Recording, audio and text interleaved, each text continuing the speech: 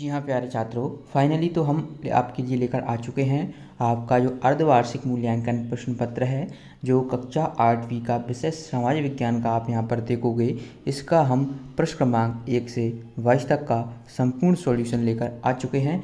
ये आपको यहाँ पर देख पाओगे, 3 घंटे समय दिया रहेगा। ये प्रश्न पत्रों की संख्या कुल 22 है। पूर्णांक आपका 50 अंक का होने वाला है। तो चलिए वीडियो को स्टार्ट करते हैं बिना किसी देरी के। यहाँ पर आप प्रश्न 1 देखोगे। प्रश्न 1 है कि वायुमंडल में नाइट्रोजन और ऑक्सीजन गैस का प्रतिशत है। तो यहाँ पर आप इसका सही आंसर करोगे ऑप्शन बी 78 और 21%। तो प्रश्न क्रमांक 1 का बिल्कुल सही उत्तर होगा ऑप्शन बी, और इसको आपको यहाँ पर लिख देना है। इसके बाद देखिए प्रश्न 2। प्रश्न क्रमांक 2 की ओर बढ़ते हैं। प्रश्न क्रमांक 2 है उष्णकटिबंधीय सदाबहार वनों में पाया जाता है।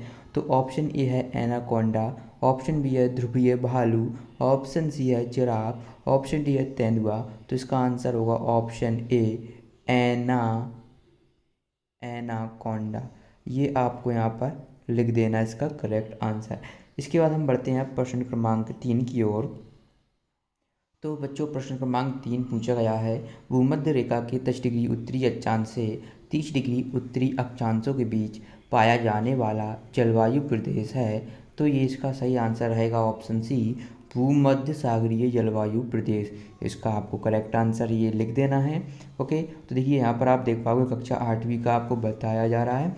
इसके बाद देखिए प्रश्न 4, दिल्ली सल्तनत काल के राजवंशों में शामिल नहीं है। तो कौन शामिल नहीं है? तो ऑप्शन डी इसका करेक्ट आंसर होगा पल्लव वंश। इसके बाद अगला प्रश्न देखिए प्रश्न 5, भील, कोली एवं काटकारीस जनजाति भारत के किस भाग में निवास करती है? तो ये बच्चों ऑप्शन ए पूर्वी भाग में निवास करती है। यहाँ पर आपको पूर्वी भाग लिख देना है। प्रश्न 6 देखते हैं, विधानसभा के सदस्यों को कहते हैं। तो विधानसभा के सदस्यों को हम विधायक कहते हैं। ऑप्शन ए आपको यहाँ पर करेक्ट कर लेना है। इसके बाद देखिए अमृता शेरगिल एवं कल्पना चावला का संबंध किस उपलब्धि क्षेत्र से है? तो इसका आंसर होगा ऑप्शन सी, पेंटर एवं अंतरिक्ष यात्री। इसके बाद हम बढ़ते हैं प्रश्न क्रमांक 8 की ओर। प्रश्न क्रमांक 8 है, आपको अपने घर का फर्नीचर व मोटरसाइकिल बेचना है, आप किस प्रकार के विज्ञापन का इस्तेमाल करेंगे? तो आप यहाँ पर ऑप्शन बी लिखोगे, वर्गीकृत विज्ञापन। इसके बाद देखिए प्रश्न क्रमांक 9, एक निश्चित दिन लगने वाला बाजार जहां ज़रूरत के सभी सामान उपलब्ध हों, किस प्रकार का बाजार होगा? तो यहाँ पर ऑप्शन ए है मोहल्ला दुकान, ऑप्शन बी है ऑनलाइन बाजार, ऑप्शन सी है साप्ताहिक बाजार, और ऑप्शन डी है शॉपिंग मॉल। तो इसका आंसर होगा साप्ताहिक बाजार। प्रश्न क्रमांक 9 के बाद हम प्रश्न क्रमांक 10 देखते हैं। प्रश्न क्रमांक 10 है कि 7वीं से 10वीं शताब्दी के मध्य निर्मित भवनों में वास्तुकला की किस शैली का उपयोग किया गया है? तो यहाँ पर ऑप्शन बी लिखोगे द्राविड़ शैली का। तो यहाँ पर आपका ऑप्शन बी बिल्कुल सही होगा, द्राविड़ शैली। अब हम बढ़ते हैं जो कि लघुत्तरीय प्रश्न है। तो चलिए लघुत्तरीय प्रश्नों के भी उत्तर आप देखेंगे इस वीडियो में। देखिए प्रश्न 11 है कि शैलों के प्रकार लिखते हुए प्रत्येक का एक एक उदाहरण दीजिए। तो शैल 3 प्रकार के होते हैं। तो पहला है आग्नेय शैल, दूसरा है अवसादी शैल, तीसरा है कायांतरित शैल। उदाहरण लिखोगे, ग्रेनाइट का पत्थर होता है, कोयला होता है, संगमरमर होता है। ये इसके प्रत्येक के उदाहरण हो जाएंगे। इसके बाद प्रश्न 12 देखो। प्रश्न 12 है, जल चक्र क्या है लिखिए। तो पृथ्वी पर उपस्थित जल का प्रवाह महासागर, वायुमंडल एवं स्थल के बीच लगातार होता रहता है, इसे ही जल चक्र कहते हैं। तो प्रश्न क्रमांक 12 का उत्तर आपको ये कर लेना है। इसके बाद देखिए प्रश्न क्रमांक 13, दी गई स्थलाकृतियों को सारणी अनुसार पूर्ण कीजिए। तो यहाँ पर आपका निक्षेपणकारी शक्ति का नाम और यहाँ पर निर्मित स्थलाकृति यानी कि पवन के साथ मिली हुई धूल लोयस का मैदान का निर्माण करती है। ओके, इसके बाद नदियों द्वारा लाई गई गाद ये डेल्टा का निर्माण करती है। पर यहाँ पर तीसरा पॉइंट है, चट्टानों की जो टूट फूट होती है उससे बालू का जो टिब्बा बनता है। ओके, इसके बाद देखिए प्रश्न क्रमांक 14। तो यहाँ पर आप प्रश्न क्रमांक 14 स्क्रीन पर देख पा रहे होंगे। ये आपसे पूछा गया है, 8वीं से 18वीं शताब्दी के बीच राजाओं द्वारा किन दो तरह की इमारतों का निर्माण किया गया, लिखिए। तो इसका आप लिखोगे उत्तर। यह प्रश्न आपको 3 अंक में पूछा गया है। तो इसमें आपको पहला पॉइंट लिखना है सुरक्षित, संरक्षित तथा इस दुनिया और दूसरी दुनिया में आराम विराम की भव्य जगहें, किले, महल तथा मकबरे आदि का निर्माण उन्होंने कराया था। दूसरा लिखोगे मंदिर, मस्जिद, हौज, कुएं, सराय तथा बाजार जैसे जनता के उपयोग की इमारतें भी थीं। और आप एक पॉइंट आपको अपने हिसाब से लिख देना है, क्योंकि 3 अंक का क्वेश्चन है तो 3 पॉइंट तो कम से कम लिखना ही होगा। अगला देखो बच्चों, प्रश्न 15। दिल्ली सल्तनत काल की 3 प्रमुख विशेषताएं लिखना है। तो पहली विशेषता होगी इस काल के राजाओं का साम्राज्य पूरे उत्तर भारत तक फैला था। दूसरा लिखोगे दिल्ली सल्तनत काल भारतीय इस्लामिक वास्तुकला का उदय का काल था। इसके बाद इसका जो तीसरा पॉइंट होगा प्रश्न क्रमांक 15 का, वो यह है कि कुतुबुद्दीन ऐबक इस काल का पहला सुल्तान था। तो जो दिल्ली सल्तनत काल का पहला सुल्तान कौन था? कुतुबुद्दीन ऐबक। ओके, इसके बाद हम देखते हैं प्रश्न क्रमांक 16। प्रश्न क्रमांक 16 यहाँ पर पूछा गया है कि जनजातीय समाज के जीविकोपार्जन के क्या क्या साधन थे, कोई 3 लिखिए।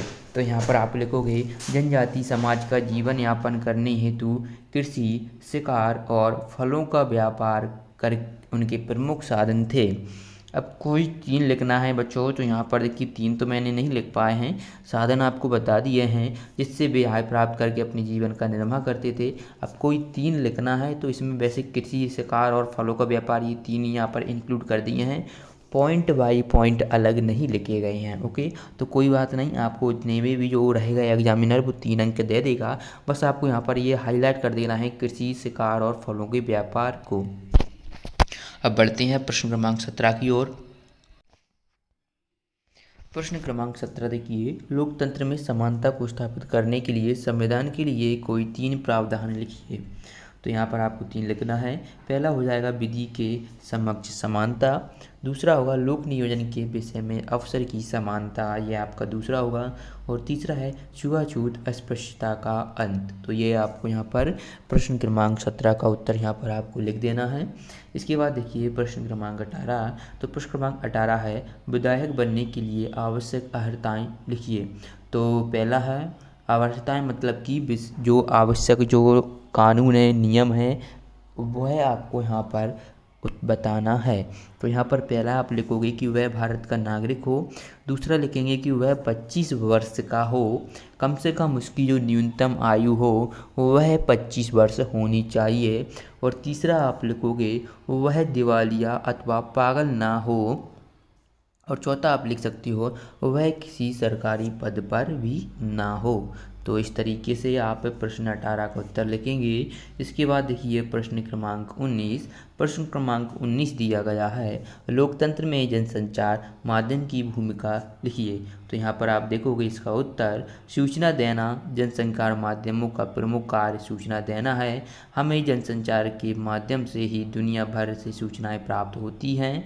हमारी ज़रूरतों का बड़ा हिस्सा जनसंचार के माध्यमों से ही पूरा होता है। तो इस तरीके से प्रश्न क्रमांक 19 का आपको कंप्लीट आंसर मिलेगा। चलिए इसके बाद हम बढ़ते हैं प्रश्न क्रमांक 20 की ओर। प्रश्न क्रमांक 20 है साप्ताहिक बाजार एवं मोहल्ला दुकान में कोई 3 अंतर लिखिए। हाँ, तो पहले आप यहाँ पर साप्ताहिक बाजार लिखोगे और यहाँ पर आपको मोहल्ला बाजार लिख देना है। और यहाँ पर डिवाइडर खींच के इस तरीके से आपको इसको बॉक्स में बंद कर देना है यदि आपके पास स्केल हो तो चलिए पहला पॉइंट आप इसमें लिखोगे कि यह एक निश्चित दिन लगता है। यहाँ लिखोगे ये हमारे घर या मोहल्ले की दुकानें होती हैं। दूसरा लिखोगे चीज़ें सस्ते दाम पर मिलती हैं। और यहाँ पर लिखोगे चीज़ें फिक्स दर पर मिलती हैं। तीसरा लिखोगे एक ही प्रकार की कई दुकानें होती हैं आपके साप्ताहिक बाज़ार में और इसमें दूध, डेयरी, किराना आदि की दुकानें ही होती हैं। तो ये आपका प्रश्न क्रमांक 20 का उत्तर हो जाएगा। इसके बाद हम देखते हैं प्रश्न क्रमांक 21 कि प्राकृतिक आपदा किसे कहते हैं, आपदा आने पर अपना बचाव किस प्रकार करेंगे। तो यहाँ पर देखिए प्राकृतिक आपदा, तो यहाँ पर देखिए प्राकृतिक आपदा मानव जनित अथवा प्राकृतिक विपत्ति है जिससे निश्चित क्षेत्र में आजीविका तथा संपत्ति की हानि होती है। बचाव में आप लिखोगे पहला पॉइंट कि भूकंप आने पर बेड के पीछे छिप जाएं। दूसरा, बाढ़ आने पर ऊंची जगहों पर छिप जाएं जहां पानी ना पहुंचते हो, ओके, या पर चढ़ जाएं। तूफान आने पर मकान के अंदर चले जाएं। तो ये आपको 3 लिख देना है। इसके बाद देखिए जो लास्ट क्वेश्चन है प्रश्न क्रमांक 22, समानता का अर्थ से क्या से है, क्वेश्चन मार्क, सरकार द्वारा चलाई जा रही किसी एक योजना का वर्णन करना है।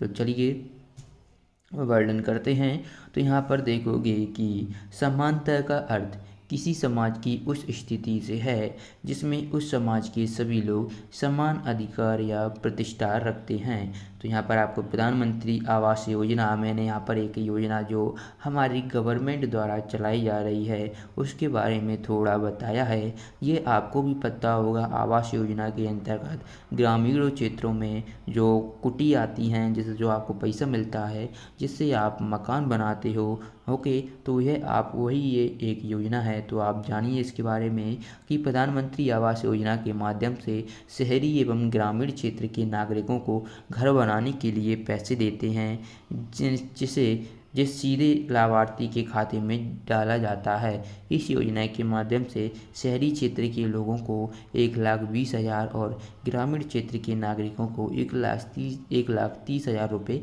घर बनाने के लिए दिया जाता है। PDF डाउनलोड करना चाहते हैं तो लिंक आपको वीडियो के डिस्क्रिप्शन बॉक्स में दिया गया है, वहाँ पर जाकर क्लिक कर सकते हैं। मिलते हैं नेक्स्ट वीडियो में, धन्यवाद।